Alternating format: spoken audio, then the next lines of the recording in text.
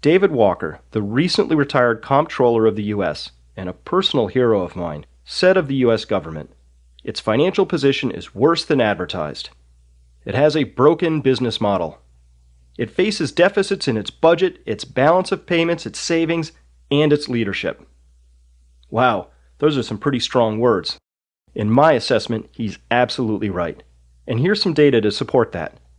This is a table taken right from the U.S. government annual report found on the Treasury Department website.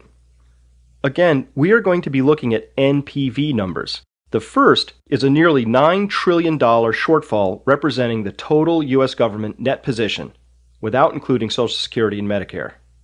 Again, this means that all U.S. government cash inflows, plus the value of all government assets, would have to be offset against known outlays to determine that, today, the U.S. government would have to somehow obtain $8.9 trillion to balance its liabilities against its assets. But that's not even the 1/5 of it. Once we add in Social Security and Medicare, the shortfall suddenly balloons to $53 trillion by the Treasury Department's own calculations. Whoa, stop right there. That's more than 4 times GDP. This means that the U.S. government is insolvent. Why is this not topic number 1 on the presidential campaign trail? A country this far in hock has some real future issues and is potentially on its way to bankruptcy. In case you are harboring the notion that there's some money socked away in a special U.S. government account, like a lockbox, this picture shows George Bush standing next to the entire Social Security Trust Fund. Yep, there it is.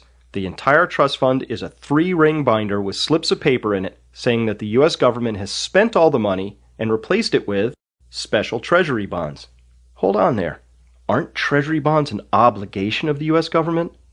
How can the government owe itself money? It can't. All government revenue either comes from taxpayers or borrowing. So when the time comes to pay off those special bonds, that money will either come from taxpayers or additional borrowing.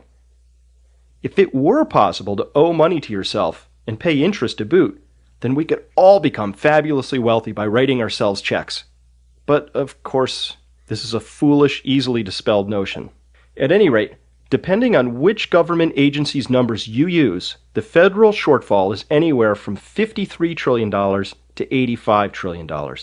This number is so large that it even scares small monkeys. And proving the point that you cannot grow your way out of an NPV shortfall, this number has grown by nearly $40 trillion over the past 10 years, advancing during both strong and weak economic times. And finally, saving is related to investing. And according to the American Society of Civil Engineers, we've fallen short there as well. In 2005, they assessed the condition of 12 categories of infrastructure, including bridges, roadways, drinking water systems, and wastewater treatment plants. They gave the U.S. an overall grade of D and calculated that $1.6 trillion would be needed over the next 5 years to bring us back up to first world standards. Since that was in 2005, and inflation for things made out of metal and asphalt has advanced enormously since then, let's just round that up to, say, an even $2 trillion. Putting it all together, we find that a personal failure to save is reflected by a state and local failure to save, which are themselves mirrored by a corporate failure to save, all dwarfed by a failure to save at the federal government level. And capping it all off is a profound failure to invest. All of these deficits lie before us and lead me to conclude that the next 20 years are going to be completely unlike the last 20 years.